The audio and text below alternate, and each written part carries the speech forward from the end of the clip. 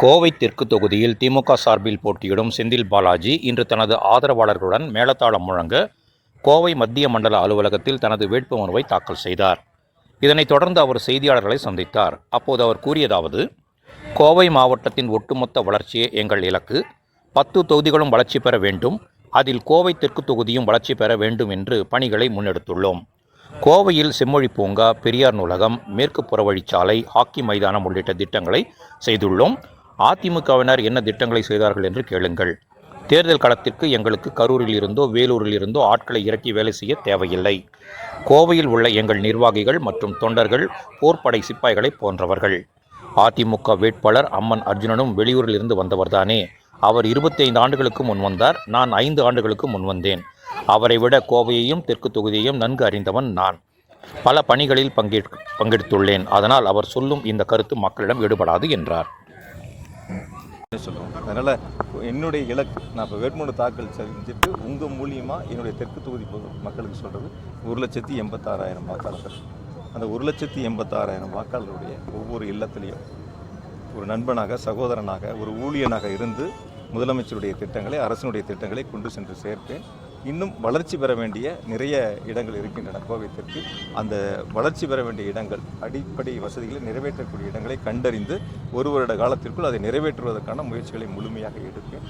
இங்கிருந்து தொகுதி மக்களுக்கு ஒரு சக ஊழியனாக, ஒரு சகோதரனாக பணியாற்றுவேன். ஆனால் செந்தில் பாலாஜியை தோற்கடிக்கிறதுக்காகவே திமுக திட்டமிட்டு இவரை இங்கே நிறுத்தியிருக்குன்னு சொல்லி உங்களோட எதிர்க்கட்சி வேட்பாளர் குற்றம் சாட்டி சொல்கிறாரு. அவருக்கு என்ன பதில் சொல்கிறீங்க? அதாவது இது அவர்கிட்டே கேள்வி கேளுங்க.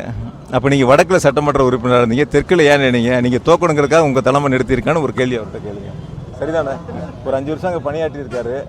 உங்களை அங்கே நிறுத்தாமல் ஏன் சார் இங்கே நிறுத்தினாங்க? உங்களை திட்டமிட்டு இங்கே தோக்கடிக்கணும்னு உங்கள் தலைமை நிறுத்தியிருக்கான்னு கேளுங்க. நீங்கள் நிற்கிறது 6 மாதத்துக்கு முன்னாடியே அவர் தெரியுங்கிறாரு.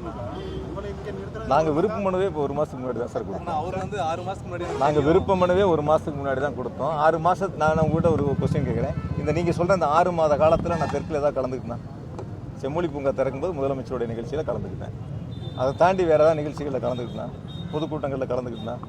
அப்படி கலந்துக்கிற நான் இங்கே நிற்கிறேங்கிற முடிவு எடுத்திருந்தால் பல்வேறு நிகழ்ச்சியில் நானும் கலந்துருப்பேன்ல, பொதுக்கூட்டங்களில் கலந்துருப்பேன்ல. எங்கள் தலைமை, எங்களுடைய தலைவர் கட்டளை இருக்கிறார். அதை நிறைவேற்ற தலைவருடைய கட்டளையை ஏற்று செயல்பட வேண்டியது ஒரு சாதாரண தொண்டனாக என்னுடைய கடமை. அதை நான் செய்திருக்கிறேன். நன்றி. அப்படிலாம் நினைக்கிறேன் சார். எங்கள் இயக்கம் ஏறத்தாழ 2 கோடி உறுப்பினர்களை கொண்ட இயக்கம் எங்கள் திராவிட முன்னேற்ற கழகம். அப்படிலாம் கிடையவே கிடையாது. ஒருத்தர் இங்கே நின்னா தான் இயக்கம் ஜெயிக்குங்கிறதெல்லாம் கிடையாது. இந்த செந்தில் பாலாஜி இல்லைன்னா இன்னும் 100 செந்தில் பாலாஜி வருவாங்க. அதே மாதிரி இந்த செந்தமிழ் செல்வி இல்லைன்னா 100 செந்தமிழ் செல்வி வருவாங்க.